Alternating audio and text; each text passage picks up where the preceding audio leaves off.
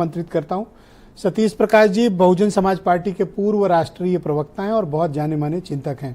सतीश जी, आपका स्वागत। और आज आपको विशेष तौर पर इसलिए निमंत्रित किया गया कि आप बताएं, और जैसा कि मैं डिबेट में आप देर से जुड़े मैं बता रहा था कि 2007 में 30% वोट शेयर वाली पार्टी 17 साल के बाद 2024 में जब हम उस पर डिस्कस कर रहे हैं, वोट शेयर 9% बचा है। 227 एमएलए वाली पार्टी आज 1 एमएलए के लिए संघर्ष कर रही है, और कभी 24-25 मेंबर ऑफ पार्लियामेंट वाली पार्टी आज उसके पास एक भी मेंबर ऑफ पार्लियामेंट नहीं है। ये क्या पतन नहीं है बीएसपी का? नहीं, देखिए ब्रजेश जी, राजनीति में अगर आप असफल हैं तो जो भी लोग आरोप लगाएंगे निश्चित रूप से उन आरोपों को झुठलाया तो नहीं जा सकता।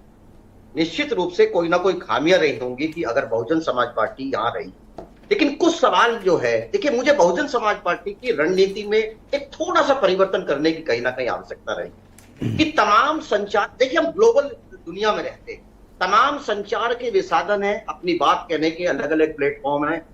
राजनीति हो या युद्ध हो, अगर आप वहां दो चीजें हैं, या तो वहां तलवार उठाओ या ढाल उठाओ। जिसके हाथ में ढाल होगी वो हमेशा बचाव करेगा, जिसके हाथ में तलवार होगी निश्चित रूप से वो वार करेगा।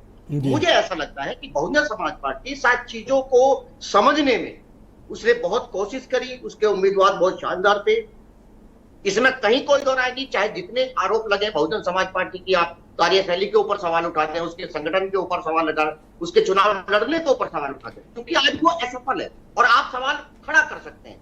लेकिन शायद ये दुर्भाग्य रहा कि आज अगर उत्तर प्रदेश में बीजेपी इतना नीचे आई है तो उसके पीछे कहीं ना कहीं बहुजन समाज पार्टी का भी एक बहुत बड़ा रोल है, इसमें कहीं कोई दो राय नहीं।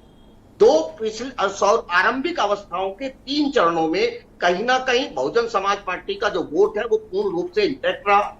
चौथे चरण के बाद में उत्तर प्रदेश के राजनीतिक हालात चेंज हुए। अब वो हालात किस वजह से चेंज हुए, तमाम चारों तरफ जो आरोप का एक दौर चल रहा था, मुझे ऐसा लग रहा था कि शायद विपक्ष या आप गठबंधन कहें या बीजेपी कहें, एक तरफ से गठबंधन ये कहता था कि Bahujan Samaj party B party है बीजेपी की, और आराम से बीजेपी के लोग तमाम उसकी हामी में हामी मिलाते थे।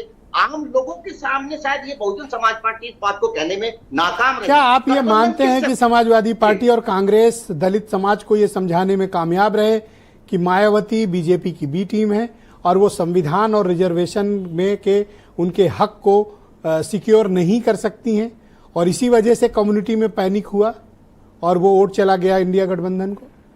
नहीं, देखिए 2-3 चीजें, जो चीजें एक्चुअल चीजें सामने नहीं आ पाई ना।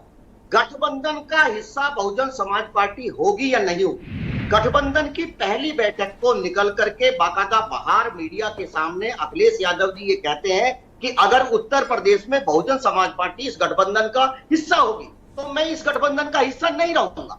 उसके बाद में बाकायदा तमाम संचार के माध्यमों से कांग्रेस ने ये बात फैलाने की कोशिश करी। 9 तारीख की वो डेट रखी, बाकायदा उन्होंने कहा कि हम गठबंधन करना चाहते हैं। अरे भाई, गठबंधन होगा, आपका किसी से कोई टेलीफोनिक बातें हुई हो?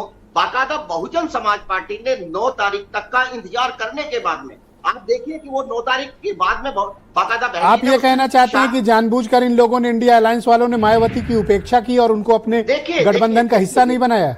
Is it true? 100% आप बात मान लीजिए। देखिए, पर आज के पहले कभी ये बात सामने नहीं है।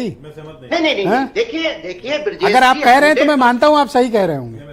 देखिए 100% आज संविधान बचाने की बात करते हैं, यही अखिलेश यादव की है ना।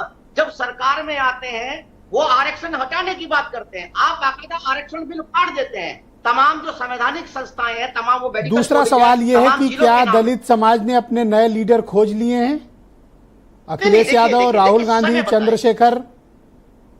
नहीं, देखिए राजनीति में चाहे चंद्रशेखर हो या कोई भी व्यक्ति हो, अगर संगठन में आगे जाएगा निश्चित रूप से कोई भी व्यक्ति चुनाव लड़ सकता है, चुनाव जीत सकता है, अपनी बात समाज के बीच में जाकर के कह सकता है। लेकिन यहां मैं एक बात जरूर कहूंगा कि बहुजन समाज पार्टी को अपनी तमाम रणनीतिक व्यवस्थाओं में एक आमूलचूल परिवर्तन करना पड़ेगा। और ये चीजें देखिए, 2012 में आप किस मुद्दे के ऊपर चुनाव लड़े, तमाम देश की जो व्यवस्थाएं थी वो पर जो आप कह रहे हैं मायावती जी बदलने को कहां तैयार हैं?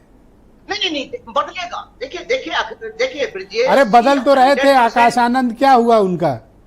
नहीं, देखिए ये कह देना, अब ये भी एक आरोप है ना कि अगर उनको बीच में चुनाव से हटाया जाता है या बीच चुनाव से वापस लिया जाता है तो ये बहुजन समाज पार्टी का आंतरिक मामला है। हाउ कैन सर, ये आंतरिक कैसे हो गया? आप पब्लिक डोमेन में लड़ाई लड़ रहे हो और आप अपने सेनापति को हटा लेते हो और फिर कहते हो नहीं हमारा आंतरिक मामला। नो सर, राजनीति आपके घर की बात नहीं सर, ये पब्लिक डोमेन है, सार्वजनिक जीवन है। देखिए जब युद्ध तो युद्ध और जब संधि तो संधि। नहीं, 100% मैं आपकी बात से सहमत हूं, लेकिन एक बात आपको यह भी मानना पड़ेगा कि 2017 से जब पब्लिक डोमेन में पहली बार आकाश आनंद जी आए, 2017 से 2019 तक के आकाश आनंद कुछ और है, 19 के बाद में जैसे ही वो लोकसभा के चुनाव में आते हैं तब उनके अंदर एक बहुत बड़ा परिवर्तन हो सकता है।